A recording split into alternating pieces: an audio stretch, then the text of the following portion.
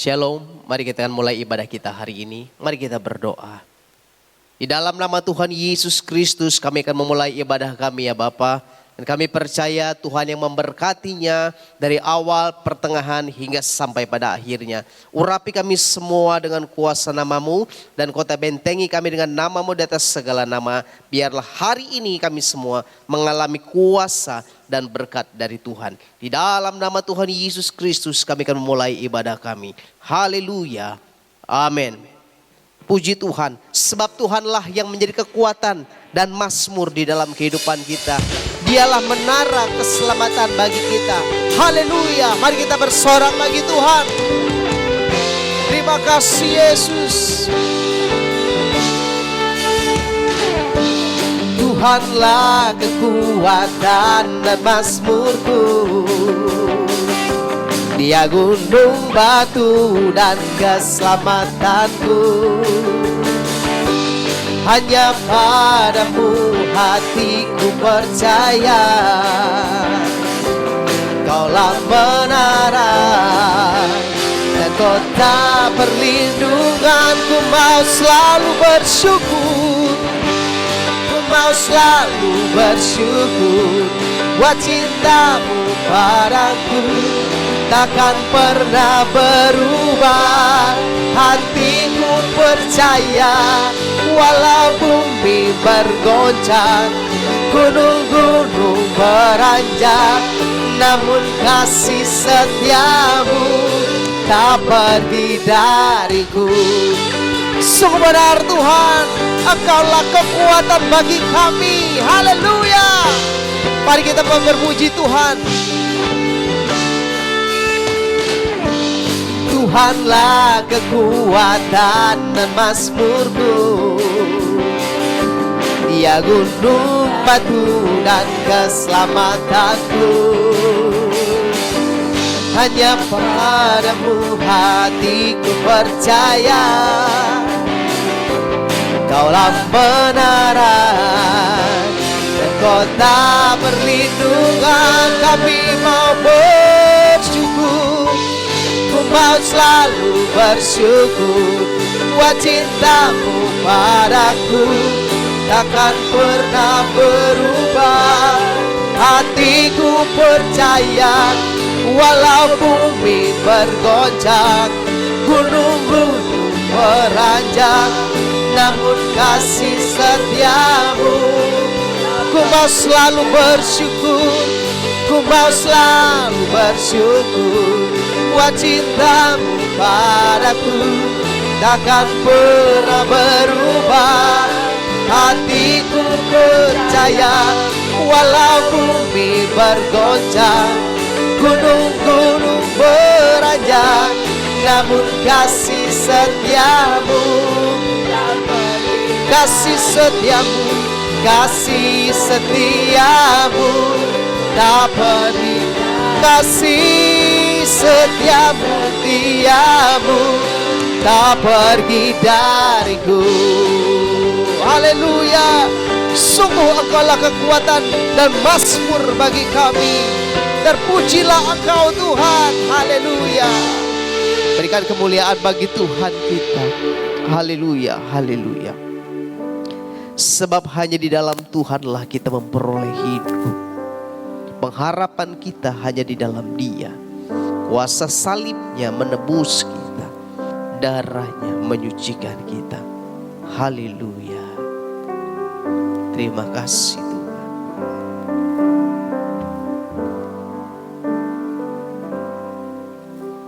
Hanya Kau Tuhan di hidupku.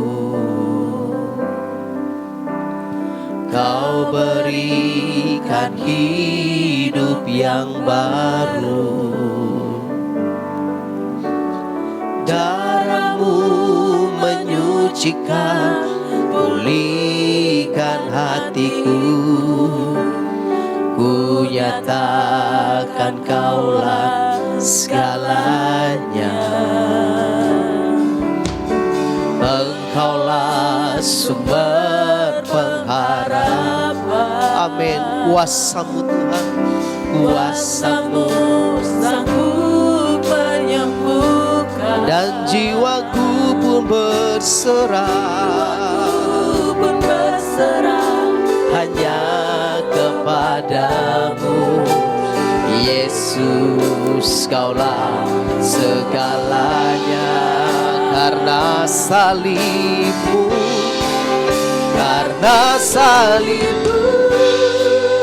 ku hidup. Karena salibmu, ku menang. Engkau yang berkuasa, sanggup untuk melakukan. Karena salibmu, ku hidup. Karena salibmu,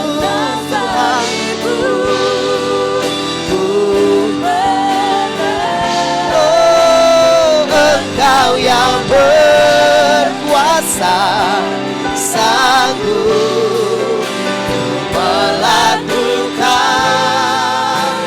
mujizatmu di hidupku.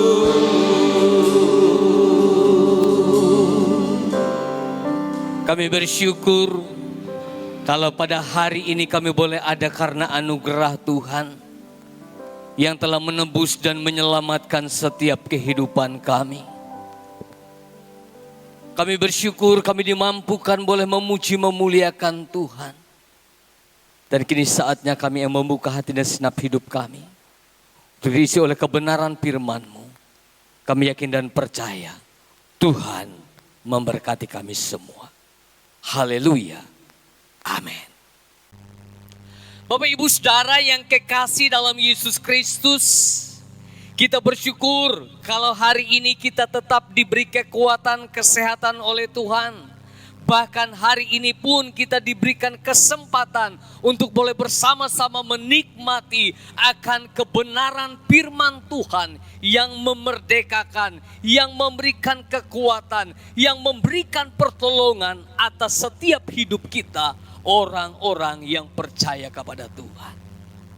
Pada saat ini saya ingin membawa kita membaca Alkitab yang terdapat dalam Injil Matius pasal yang ke-9 ayat yang ke-27 hingga ayat yang ke-31 yang firman Tuhan berkata sebagai berikut. Ketika Yesus meneruskan perjalanannya dari sana, dua orang buta mengikutinya sambil berseru-seru dan berkata, "Kasihanilah kami, hai anak Daud." Setelah Yesus masuk ke dalam sebuah rumah, datanglah kedua orang buta itu kepadanya, dan Yesus berkata kepada mereka, "Percayakah kamu bahwa aku dapat melakukannya?" Mereka menjawab, "Ya Tuhan, kami percaya." Lalu Yesus menjamah mata mereka sambil berkata, "Jadilah kepadamu menurut imanmu." Maka meleklah mata mereka. Dan Yesus pun dengan tegas berpesan kepada mereka, katanya, "Jagalah supaya jangan seorang pun mengetahui hal ini." Tetapi mereka keluar dan memasyurkan dia di seluruh daerah itu. Amin buat firman Tuhan. Saudara yang kekasih dalam Yesus Kristus, dalam kondisi kebutaan yang dialami, tentu yang menjadi harapan besar dari kedua orang buta ini adalah bagaimana supaya mereka dapat melihat.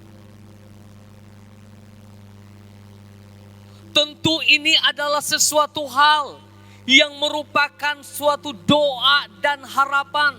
Suatu usaha yang dilakukan dan dikerjakan. Sebab apa? Supaya mereka bisa keluar dan mereka mengalami pertolongan Tuhan. Sehingga mereka keluar dari kebutaan dan dapat melihat kembali. Dan hal yang menarik dari ayat ini kita melihat.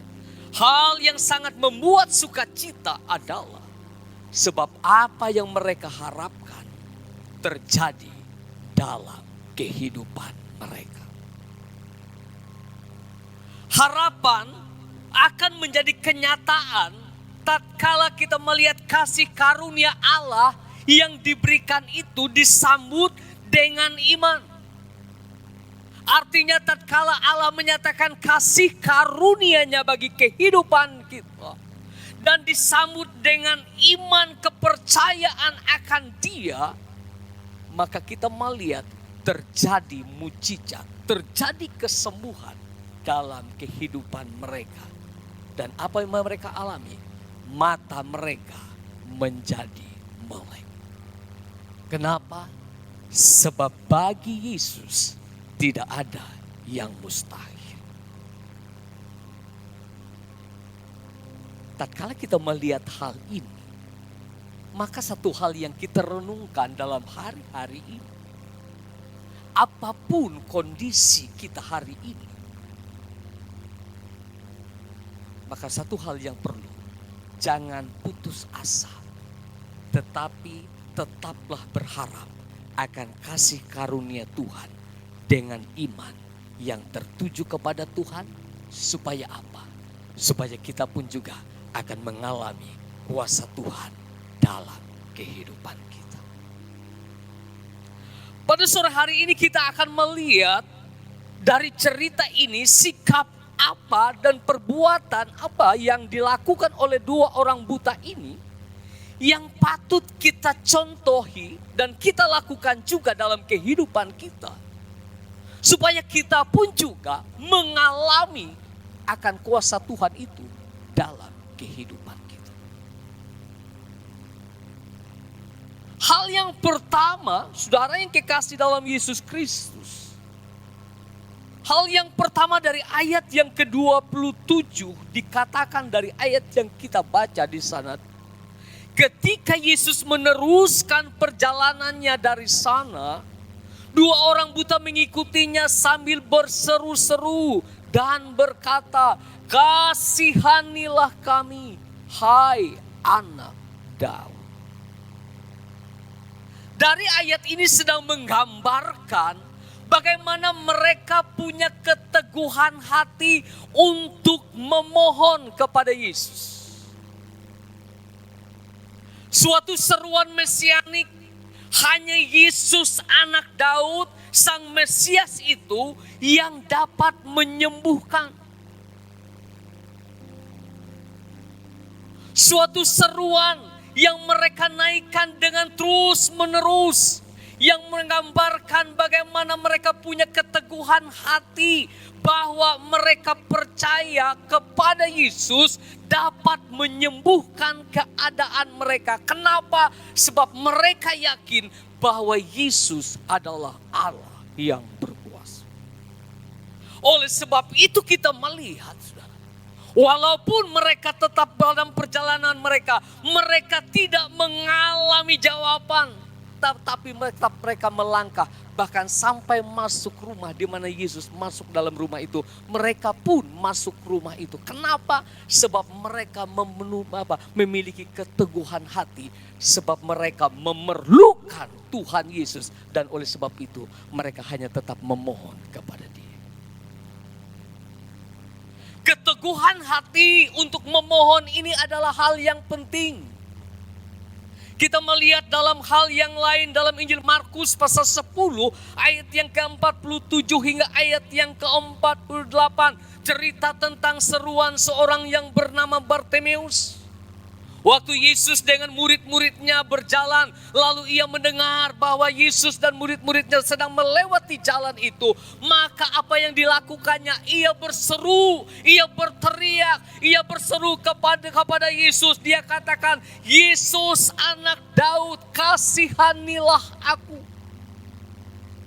Suatu keseruan yang penuh dengan keyakinan untuk memohon pertolongan, untuk memohon kuasa Tuhan, untuk memohon supaya mujizat yang dilakukan daripada Yesus itu pun supaya terjadi dalam kehidupannya. Walaupun dalam seruannya itu saudara, kita melihat ada tantangan, ada hal-hal yang harus dilewati. Waktu ia berseru berkata kepada Yesus, Yesus anak Daud kasihanilah aku. Kita melihat orang-orang yang di sekelilingnya berkata, hei orang buta, diam, jangan ribut. Tetapi kita melihat itu tidak menghalangi niatnya. Itu tidak menghalangi keinginan hatinya untuk berseru kepada Tuhan Yesus. Kenapa? Sebab ia tahu bahwa hanya berseru kepada Yesuslah, maka pertolongan itu akan turun atas kehidupan. Dari hal ini kita melihat saudara, tatkala kita mengalami hari-hari ini mungkin doa kita belum dikabulkan, apa yang kita harapkan belum terjadi, mungkin keadaan masih belum berubah seperti yang kita harapkan. Tetapi satu hal yang Tuhan ingin berikan pada kita melewati pesan firman Tuhan ini. Jangan pernah undur. Jangan pernah goyah dalam hatimu.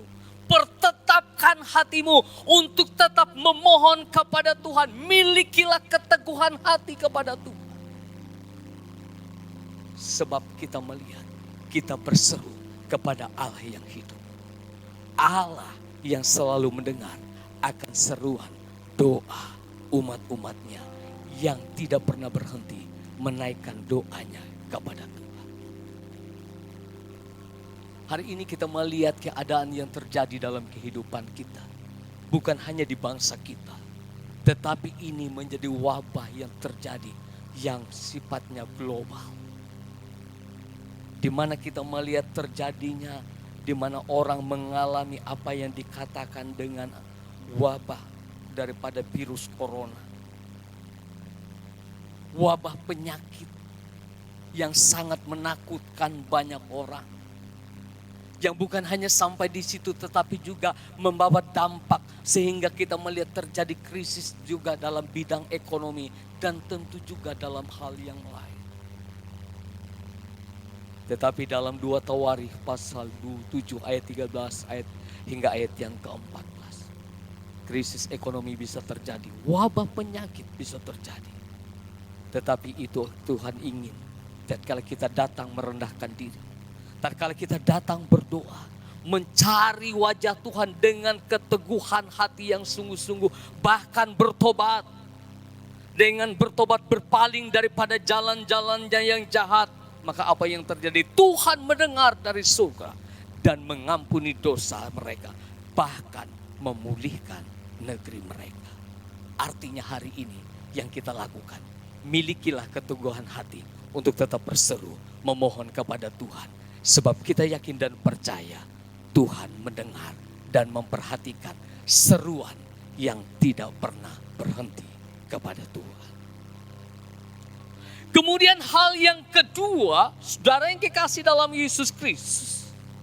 Hal yang kedua yang tidak kalah pentingnya, bagaimana supaya apa yang kita harapkan itu menjadi suatu kenyataan terjadi dalam kehidupan kita. Hal-hal yang baik daripada Tuhan itu. Hal yang kedua yang tidak kalah pentingnya dalam ayat yang ke-28 hingga ayat yang ke-29. Saya akan bacakan firman Tuhan ini.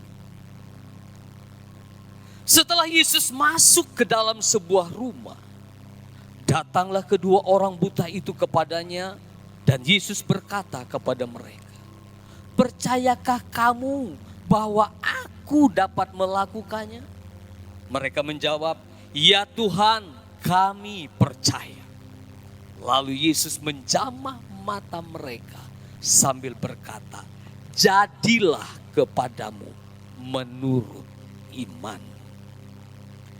Jadilah kepadamu menurut imanmu. Hal yang kedua yang tidak kalah pentingnya adalah milikilah pengakuan iman. Milikilah pengakuan iman, keyakinan kita akan Tuhan. bahwa sungguh Ia adalah Tuhan Allah yang hidup. Sungguh Ia adalah Jang Juru Selamat. Sungguh Ia adalah Allah yang sanggup untuk melakukan segala perkara. Saudara, kita melihat, kita perhatikan bahwa orang yang datang kepada Yesus Kristus diperlakukan menurut iman mereka. Bukan menurut angan-angan mereka ataupun menurut pekerjaan mereka, melainkan hanya menurut iman mereka. Oleh sebab itu waktu Yesus bertanya kepada mereka, percayakah kamu bahwa aku dapat melakukannya? Mereka menjawab, ya Tuhan, kami percaya. Kalimat ini, ya Tuhan kami percaya, sedang menekankan bahwa mereka itu memiliki pengakuan iman. Bahwa Yesus itu adalah Allah yang sanggup untuk menyelamatkan mereka. Allah yang sanggup memulihkan keadaan mereka. Dalam Ibrani, saudara yang dikasih dalam Yesus Kristus, kita melihat dalam Ibrani pasal 4 ayat yang ke-14 dikatakan, mari kita berpegang teguh pada pengakuan kita kepada Yesus Kristus anak Allah. Artinya kita harus berpegang teguh kepada pengakuan kita. Pengakuan tentang apa? Pengakuan tentang bahwa Yesus Kristus itu adalah anak Allah. Bahwa Ia adalah Allah yang sanggup melakukan yang terbaik bagi setiap hidup kita. Orang-orang yang percaya kepada Dia. Dan apa yang terjadi? Pengakuan mereka yang berkata, ya Tuhan kami percaya.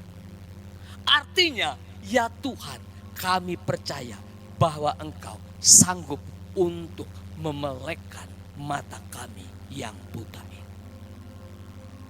Apa yang terjadi?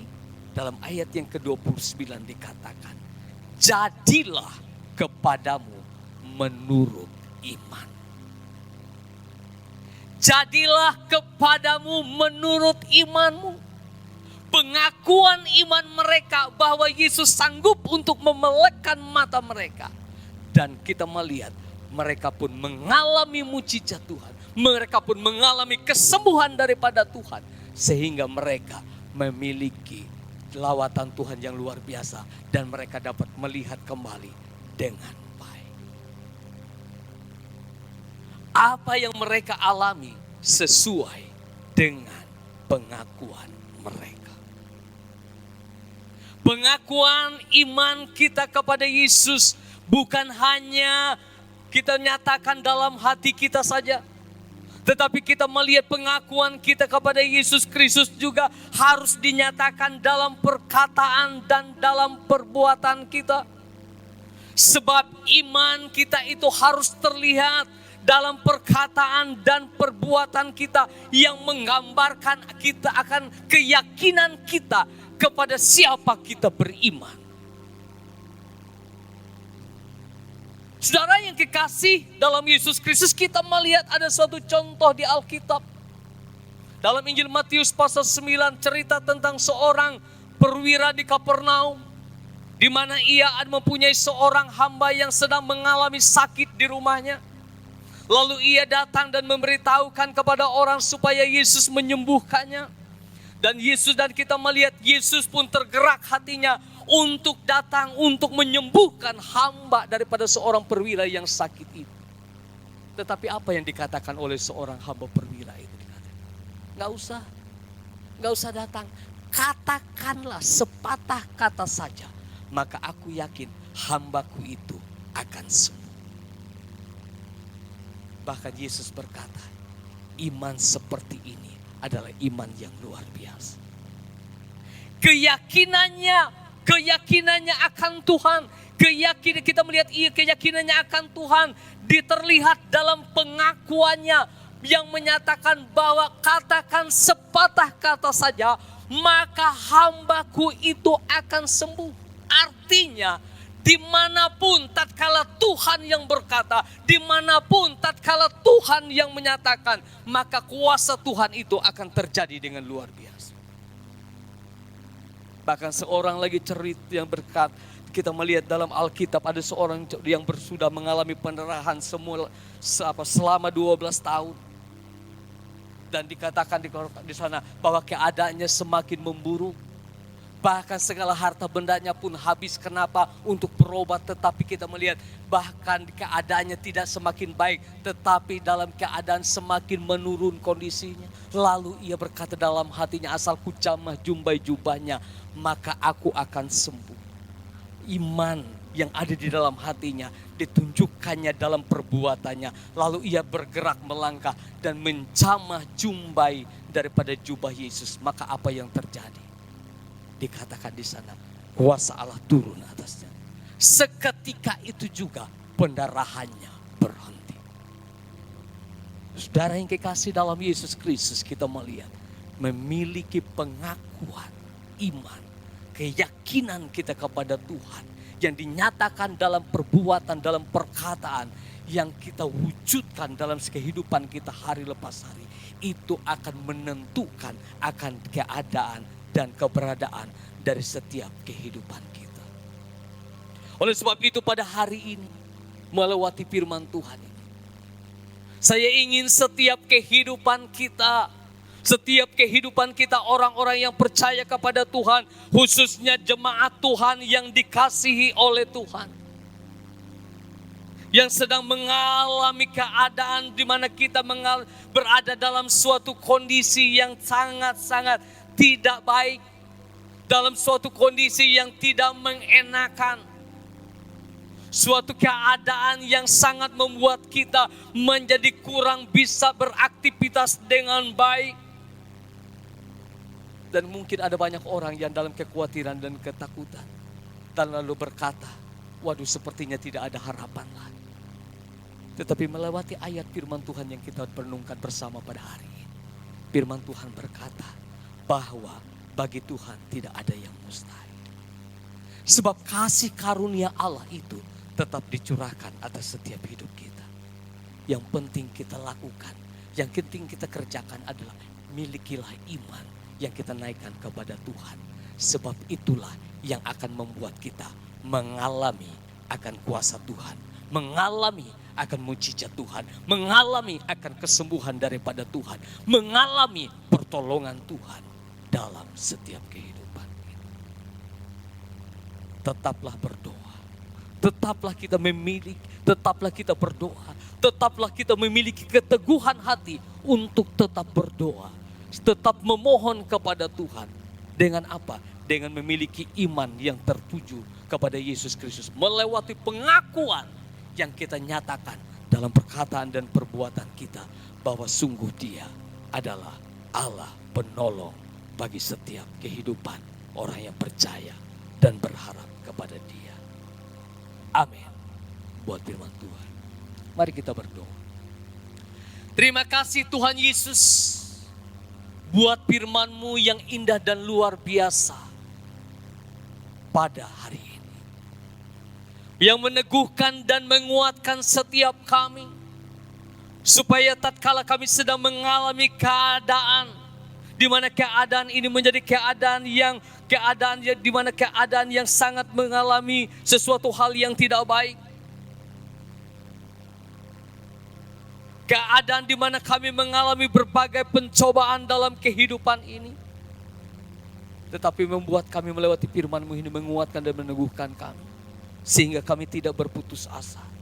Sehingga kami tidak berputus asa. Kami menjadi orang yang tetap menaruh harap kami kepada Tuhan. Di dalam nama Tuhan Yesus Kristus. Haleluya. Amin.